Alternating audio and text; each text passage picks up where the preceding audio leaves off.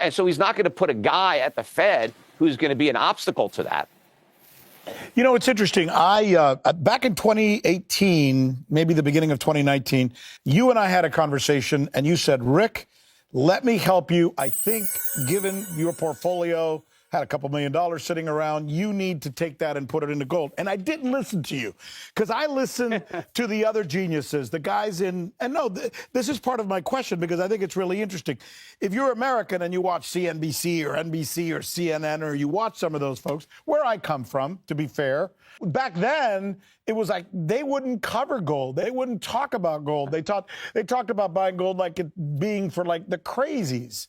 If I had paid attention to you in 2018, I mean, I'm fine. I'm not complaining, but I would be a hell of a lot better off. Well, it's not too late to listen to me. You know, I mean, you got a lot more coming, not only in gold and silver, but in the foreign stock portfolios. You know, my dividend payers strategy, which is not a gold strategy, it's dividend paying foreign stocks, was up 62% last year. That's a fantastic return. You can check out information on my website at Europac.com. But I think that global investing is going to outperform U.S. investing for a long time now. The U.S. was beating the world, but I think that is over. But the reason that CNBC never really covered gold is they don't understand gold. They still don't understand gold.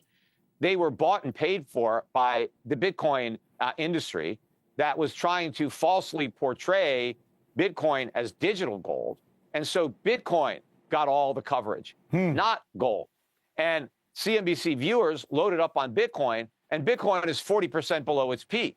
The vast majority of the CNBC audience who bought Bitcoin over the last few years is not only losing a lot of money on Bitcoin or these Bitcoin ETFs or strategy shares, but they missed out because they could have bought gold or silver, but CNBC talked them out of it. I mean, they've lost a ton of money listening to CNBC, which is why nobody should listen to it. I mean, I listen to it, so you don't have to, because I tell you all the BS that they say, because they're a great contrarian indicator. Like you're having me on.